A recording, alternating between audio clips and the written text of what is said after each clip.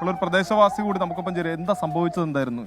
2019 ഇവിടെ ആദ്യത്തെ കൊലപാതകം നടക്കുന്നത്. ഇന്ന് മരണപ്പെട്ട സുധാകരൻ്റെ ഭാര്യയെ അന്ന് ഈ ചെന്താമര കൊല്ലുകയായിരുന്നു. അതിനുണ്ടായ സാഹചര്യം എന്ന് പറയുന്നത് ചെന്താമരയുടെ ഭാര്യയുമായി ബന്ധപ്പെട്ടുകൊണ്ട് എന്തോ ഒരു തർക്കം ഇരു കുടുംബങ്ങളും തമ്മിൽ നടക്കുകയും അതിനെ ചൊല്ലിയുള്ള തർക്കത്തിൽ ഇന്ന് സുധാകരൻ്റെ ഭാര്യയെ ചെന്താമര അന്ന് കൊലപ്പെടുത്തുകയാണ് ഉണ്ടായത്.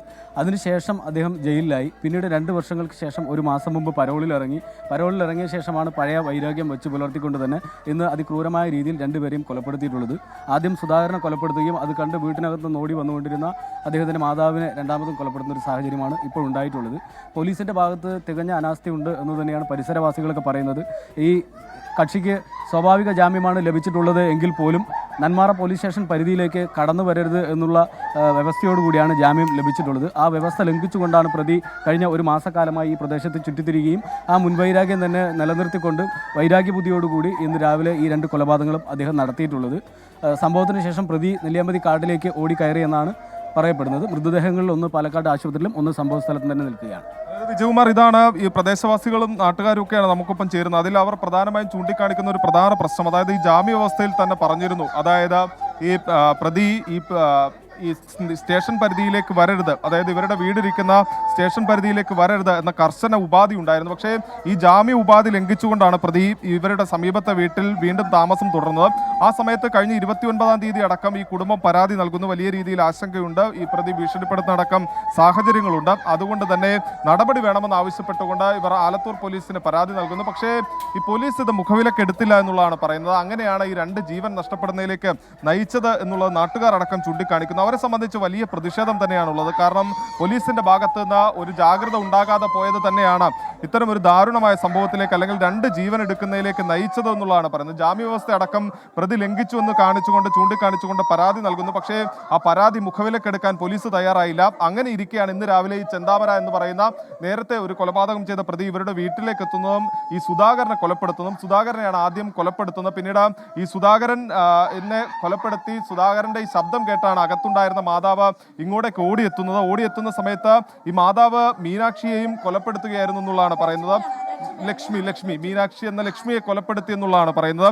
നാട്ടുകാരെ സംബന്ധിച്ച് അവർ പറയുന്നത് പലതവണ പോലീസിന് പരാതി നൽകിയതാണ്. പക്ഷേ ഈ പരാതിയൊന്നും പോലീസ് മുഖവിലക്കെടുക്കാൻ തയ്യാറായില്ല. അത് തന്നെയാണ് ഈ 2 ജീവൻ നഷ്ടപ്പെടുന്നതിലേക്ക് നയിച്ചത്. ഇതിനുശേഷം നെല്ലിയാമ്പതിയിലെ ഉൾക്കാട്ടിലേക്ക് ഈ പ്രതിയായിട്ടുള്ള ചെന്താമരൻ കടന്നു എന്നുള്ളതാണ് പോലീസിന്റെ കണ്ടെത്തൽ. അതുകൊണ്ട് തന്നെ ഈ വനമേഖലയെ അടക്കം കേന്ദ്രീകരിച്ചുകൊണ്ട് വനവകുപ്പിന്റെ അടക്കം ഉദ്യോഗസ്ഥരുടെ സഹായം തേടിക്കൊണ്ട് ഒരു തിരച്ചിൽ നടത്തുന്നുണ്ട്. അതോടൊപ്പം തന്നെ ഈ തമിഴ്നാട് അതിർത്തിയാണ് ഈ മേഖല എന്ന് പറയുന്നത്. സ്വാഭാവികമായും പ്രതി തമിഴ്നാട്ടിലേക്ക് അടക്കം കടക്കുന്നതിനുള്ള ഒരു സാധ്യത അതും പോലീസ് തള്ളുന്നില്ല. അതുകൊണ്ട് തന്നെ ഈ പ്രതിയെ കണ്ടെത്തുന്നതിന് വേണ്ടിയുള്ള വലിയൊരു തിരച്ചിലേക്ക് കടക്കുന്നു. അല്പം മുമ്പ് ആലത്തൂർ ഡിവൈഎസ്പിയുമായി നമ്മൾ സംസാരിച്ചതാണ്. ഡോഗ് സ്ക്വാഡിനടക്കം എത്തിച്ചുകൊണ്ട്, അതായത് ഈ വനാതിർത്തികളിലേക്ക് അടക്കം അല്പസമയത്തിനകം ഈ വീട്ടിലേക്ക് ഡോഗ് സ്ക്വാഡ് എത്തും. അതിനുശേഷം സുധാകരൻ കൊണ്ടുവന്ന ശേഷം ബോഡി വിടുകയുള്ളൂ. ബോഡി വിട്ടു കൊടുക്കണം, പ്രശ്നമില്ല. അവനെ എത്തിക്കണം, 24 hours അവരെ എത്തിക്കണം. എന്നിട്ട് ആ ബോഡി വിടാൻ പാടുള്ളൂ. 5 വർഷം മുന്നേ കൊലപ്പെടുത്തിയ അയാള്, ഈ മരിച്ച വ്യക്തി സുധാകരേട്ടന്റെ ഭാര്യ 5 വർഷം മുന്നേ കൊലപ്പെടുത്തിയതാ. ആ ജയിൽ ശിക്ഷ കഴിഞ്ഞിട്ട് 2 മാസമായിട്ടുള്ള വീട്ടിൽ ഇറങ്ങിയിട്ട് ഇന്ന് രാവിലെ അവിടെ അമ്മാരുടെ അടുത്ത് അടിവാള് കാണിച്ചിട്ട് ഭീഷണിപ്പെടുത്തിട്ട് ഇതാണ് എൻ്റെ സെറ്റപ്പ്, ഇതാണ് എൻ്റെ വാള് എന്ന് പറഞ്ഞിട്ട് അത് കാണിച്ചൊരു അരമണിക്കൂർ മുമ്പേക്കും ആ ചേട്ടൻ അവിടെ വെട്ടിയിട്ടു, ആ സുധാകരേട്ടൻ അവിടെ വെട്ടിയിട്ടു. നേരത്തെ 5 വർഷം മുന്നേ അയാളുടെ ഭാര്യയെ കൊന്നു. ഇപ്പോൾ അവിടെ അയാളുടെ അമ്മയും ഇയാളിപ്പോൾ എങ്ങനെ കൊന്നിട്ടിട്ടു. ഇപ്പോൾ ഇതുപോലെ നാളെ ഞങ്ങൾക്ക് ഇത് തന്നെയാണ് ഗതി. നാളെ ഇത് പിടികൂടിയ മാത്രമാണ് ഇപ്പൊ ഇവിടെയുള്ള മൃതദേഹം വിട്ടുകൊടുക്കുള്ളൂ. അതെ, അത്രേ ഉള്ളൂ. ഇതിപ്പോ ഞാൻ കഴിഞ്ഞ പ്രാവശ്യം അത് ആ സഹിച്ചേച്ച് അവര് മരിച്ചപ്പോഴും ഞങ്ങൾ ഇതുപോലെ ഇയാളത്ത് പറഞ്ഞപ്പോൾ പോലീസുകാർ ഞങ്ങൾക്ക് വലിയ ഇതൊന്നും ഉണ്ടായിട്ടില്ല. ഇപ്പോഴത്തെ ഈ 2 ഇനിയിപ്പോ നാളെ ഇതുപോലെ മറ്റുള്ളവരെ ആരെങ്കിലും കൊല്ലും, അപ്പോഴും ഇത് തന്നെ പറയാ. അപ്പൊ ഞങ്ങൾക്ക് ഇതുപോലെ ഞങ്ങൾക്ക് ജീവിക്കണ്ടേ ഇവിടെ? ഇവിടെ ജീവിക്കുന്നവരുണ്ടല്ലോ.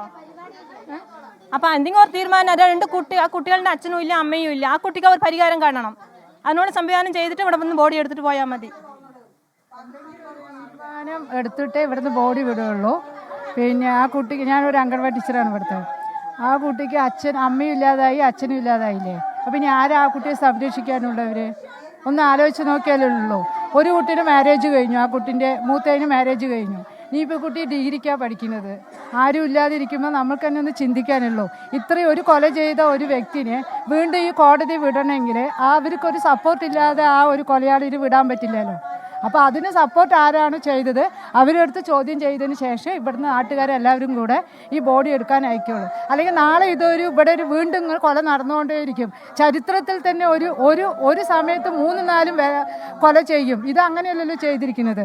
അപ്പോൾ ഇതിനൊരു തീരുമാനം എല്ലാവരും കൂടെ ചെയ്തേ ഞങ്ങൾക്ക് പറ്റുള്ളൂ. അല്ലെങ്കിൽ ഇവിടെയുള്ള ആൾക്കാർക്ക് വീണ്ടും എന്തെങ്കിലും ചെയ്യാനുള്ള ഒരു മാർഗം ചെയ്തിരിക്കും. ഈ ബോഡി എടുക്കണമെങ്കിൽ ഒരു തീരുമാനം എടുത്തിട്ട് ഇവിടുന്ന് നാട്ടുകാരെ അയക്കുള്ളൂ. വിജയകുമാർ, അത് തന്നെയാണ്. അതായത് നിലവിൽ ഈ സുധാകരന്റെ മൃതദേഹം ഇപ്പോഴും ഈ കൊലപാതകം നടന്ന വീട്ടിൽ തന്നെയാണുള്ളത്. ഇൻക്വസ്റ്റ് നടപടികൾ അടക്കം പൂർത്തിയാകേണ്ടതുണ്ട്. പക്ഷേ ഈ പ്രദേശവാസികളെ സംബന്ധിച്ച് അവർ ശക്തമായ പ്രതിഷേധം ഉയർത്തുന്നു. അവർ പറയുന്നത് ഈ മൃതദേഹം വിട്ടു നൽകണമെങ്കിൽ പോലും നിലവിൽ ഈ പ്രതിയെ പിടികൂടിയാൽ മാത്രമാണ് ഈ മൃതദേഹം വിട്ടു നൽകുകയുള്ളൂ എന്ന കടുത്ത നിലപാടിലാണ് നിലവിൽ ഈ കുടുംബാംഗങ്ങളും നാട്ടുകാരും എല്ലാം ഉള്ളത്.